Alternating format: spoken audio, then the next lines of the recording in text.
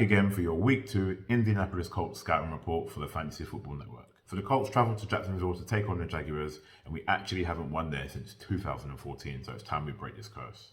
We've got some pretty big injuries to deal with in this game. Shaquille Leonard, linebacker, is out, and also rookie wide receiver Alec Pierce is also out, and that's really going to hurt us. Alright, here are some things you should know.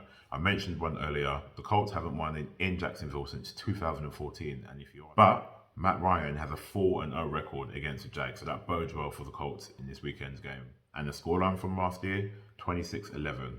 They completely wiped the floor with us, and as a result of that, we basically missed the playoffs. A couple of players to look out for in this one. Mike Strawn, wide receiver. He's a big-bodied wide receiver. We haven't seen too much of him this season, but with Alec Pierce out, look for Mike to step up. And the other guy to look out for is defensive end Kwity Paye, who put up 7 tackles and 2 sacks in the game against the Houston Texans.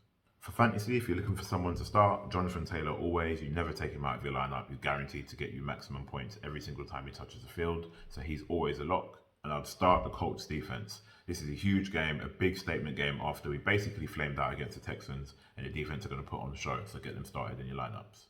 In a game where I think JT is going to be the dominant force, I'd probably sit Nyheim Hines. His usage might not be that high for this game. It's going to be JT all the way. And that is your week 2 scouting report for the Colts, taking on the Jacksonville Jaguars for the Fantasy Football Network. Stay tuned for next week.